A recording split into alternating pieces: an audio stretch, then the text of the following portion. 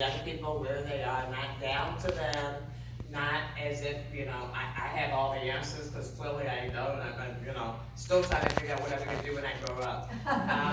And always raised with a respect for elders, because again, that my generation was taught to be very respectful of elders. What I observed myself was just how dismissive both groups were of other groups who they could learn a whole lot from if they would just take the time to do so, right? And so because I knew how vital the work was, it was important to me that they not be publicly talking bad about each other. And so I asked the Albina minister, would you be interested in having a meeting with the Don't Shoot PDX volunteers? And they said, whoa, yes, and they would, be respectful and blah, blah, blah. And I said to the young volunteers, would you be interested in meeting with the AMA Coalition leadership? Well, yes, but they have to respect us as, it is. So I listen to both sides, right? We're going to do that. But you listen, that's what was But I heard that both had a desire to hear the other in a space that would not be a disruptive space, but a space where people can bring who they are to the table. And once they both had the acknowledgement that the other side is interested in what you have to say. And what was interesting was the deep listening that took place in that conversation. Because again, each side had these already preconceived ideas of who the other people were, and based on maybe one interaction or maybe no interaction, right? And so being able to be in a room together with a common purpose and then listen intently to who people say they are, it made a huge difference. Because then they couldn't say, well, those young whippersnappers, they just never listen to people. Actually, they were in the room and they listened to you and they hear your perspective, right? So it was one of those kind of moments where an hour made a huge difference in the long-term relationships with those two groups. How compelling. Thank you, Joanne. You're welcome. Thank you, Joanne. Are you ever scared when organizing or protesting? And how do you move through that fear? All the time. And especially as white supremacy becomes more prevalent in our community, I'll have to say, when I first got here, I moved here January 1st, 1990, and of course the OCA was my introduction to Oregon. Welcome to Oregon. By the way, we had groups that want to discriminate against people, right? And it wasn't until a couple of years after being on, actually my first year on council, all of a sudden, white supremacists were showing up in the daytime. They're showing up at city council meetings, actually sitting in city council chambers. They're chasing down city council members down streets downtown Portland. And so what I knew was that this was the most unsafe I had felt in Portland in my entire time here. And I lived through the OCA years, I've lived through police accountability years. But just right before COVID, so COVID was 2020, so like in 2019 when I took office, all of a sudden white supremacists were much more visible, and it had to do with the president at that time, number 45, right? Pretty sure that they wouldn't have left their mom's basement if he had not been president at that time. And so for me as a black woman in America, I had never been fearful. I mean, I've lived all over the world. And I can tell you that the last few years in Portland have been the most scariest years of my life, with the rise in white supremacy, with knowing that we have white supremacy embedded in our police force, knowing that if I'm in trouble, I call fire, because there's no way I'm calling police, because who knows who would show up and whether or not they would actually come to protect and serve me. We are in a different time, and but as my mom used to say, the pendulum swings left, then it swings right, and it's the people's job to make sure that the pendulum moves in a way that actually protects the rights of the most vulnerable people in our community. And I think that's exactly where we are at this moment. Thank you, Rena. Yeah, I definitely have been afraid. I think that coming from the immigrant rights movement, we always saw a lot of this kind of counter movements, I guess, that were showing up to our events or sending threats to the office, even one time like sending like a box of poop. I'm not gonna say the bad word. And with, a death note in it, right? And that was pretty common from before even 45 was the president in the immigrant rights movement. So once we saw this switch into the white nationalism work, just really expanding that and really harnessing that fear and that anger in that community, I think that fear for me has really I've had to take a step back from it. And maybe it's a defense mechanism, I don't know, like a little bit of that, like, okay, I need to numb this a little bit to be able to just get through the action and be the face I have to be for my people, right? And show that level of courage. And it is courage to be able to walk out the door every single day and know that these are the things that we're fighting. And the things that keep me grounded, I think, one, doing my own meditation, really just breathing and connecting with my ancestors before going to the action ceremony, before the action, especially when we have, the Aztec dancers or we have elders blessing the event.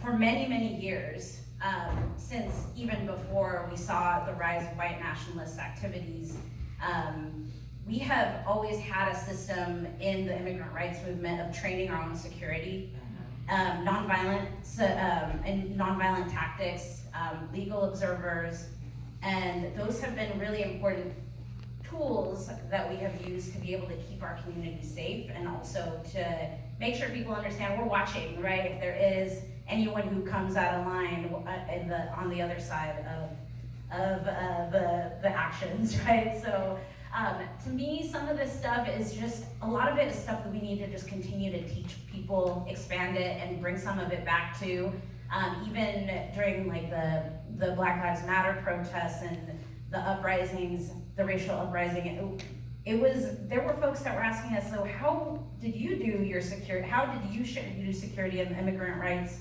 actions, and having to share some of that knowledge too. But I think that those are some of the things that have made me feel safer and more grounded.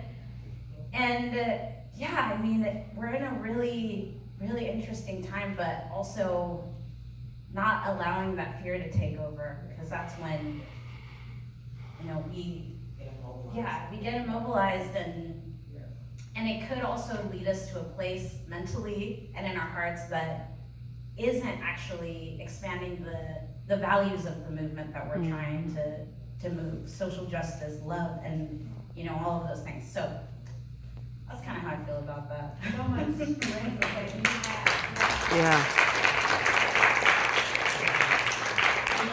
You raise a really good point. We do a lot of making sure that we have the right security at events that we are at.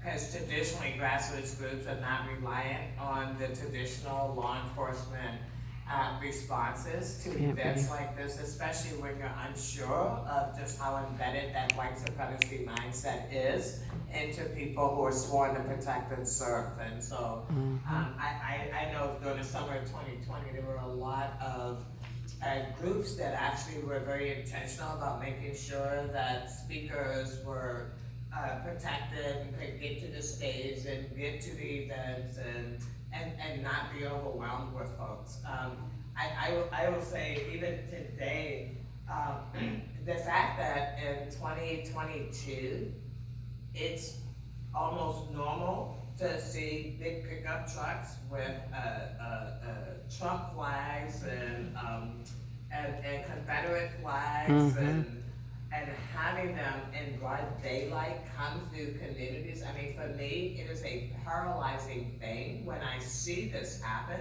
because this is not supposed to happen in 2022, right? Confederate flags are supposed to be gone. Trump should know he lost by now, right? There should not be truckloads of people riding around with Trump flags and Confederate flags saying we stole the election. But what I hope is that the people who've been very quiet, and I would say white progressive, laid back, the same folks that went home when Obama got elected. We need them like raising noise now, right?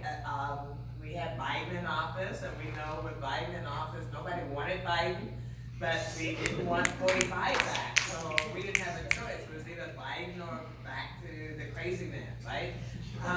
And right now is really when we as a public have to start articulating who we are as a community, right? Because as you can tell, the backlash is severe, right? All of a sudden now people are talking about, should we bring back the poor farm? Well, heck no, right? What we should do is build housing people can afford to live in, so people aren't forced to live on the street, rather than white people for being poor, because their income hasn't kept up with the cost of living in their community, right?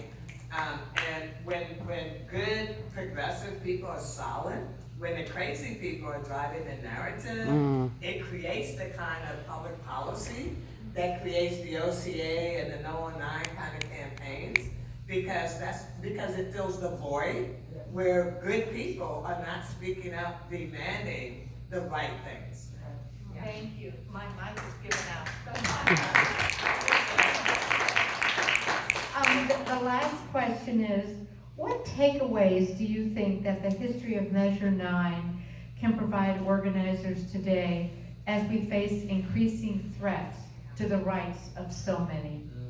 Your point, It was, oh gosh, there were so many moments in that I was just like, whoa, everything's still the same. I know. Yep. I'm like, what? It's just, another name, and it's the same. But there were many, many big lessons, and I think that even just to kind of come back to the last question, where we're dealing with more than people just showing up to the rally and physically trying to intimidate us at the rally, right? We're dealing with people who are trying to, and have in some cases successfully, infiltrated elements of government, elements of the police, elements of politics, elements of our communities, school board members, right? So we're seeing these attacks in many, many places.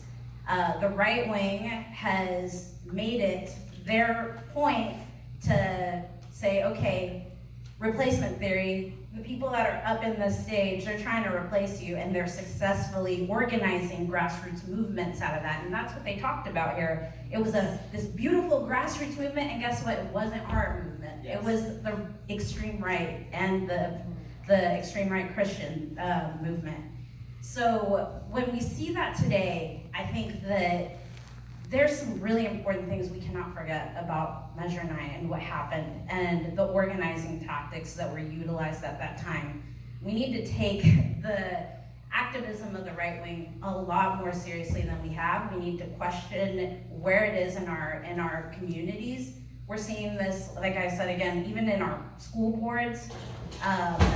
And I think that the elements that are really important for us to continue to bring to 2022 and even a higher level are the organizations that are doing the work all year round, supporting those groups, the all year round outreach and base building, the deep work that is not just showing up at your door and telling you to vote, but they're building leaders, they're building activists all year round, organizations like Basic Rights Oregon, like the NAACP Portland chapter, like PECUN, right? Like groups that are actually base building and building up leaders. The other thing I would say is that our coalitions in our movement are gold.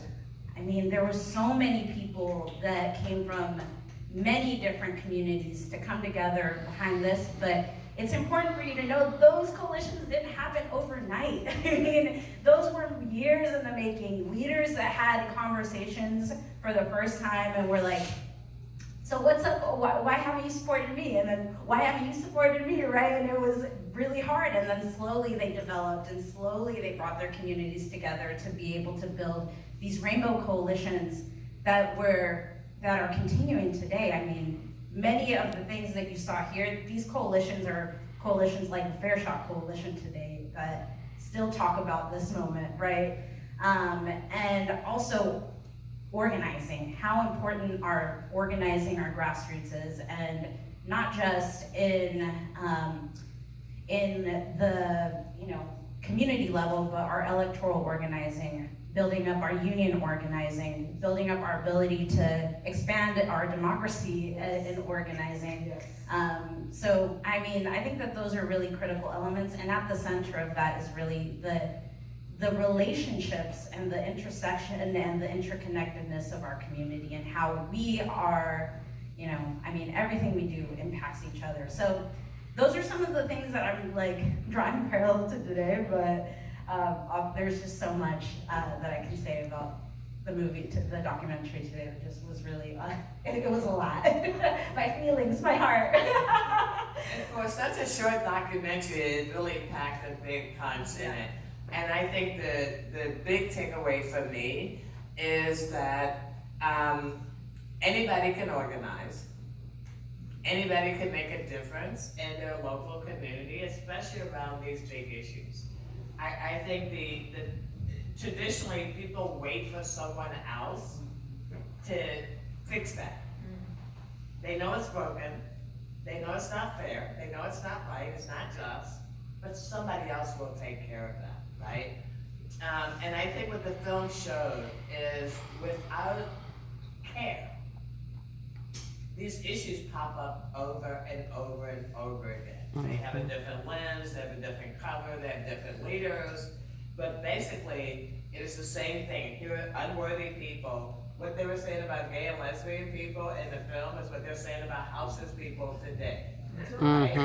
And so there's always a different villain that you can just replace. And so what I saw there was, and what I know because of my time there, I mean, I have a police chief whose daughter was gay and who would march in the gay rights parade in uniform with him and his daughter, and actually who led an effort. And this is one of the things that a lot of people may not know. After we won No on 9, there was an effort that was a community effort that was to celebrate diversity around the state. Remember that, Kathleen?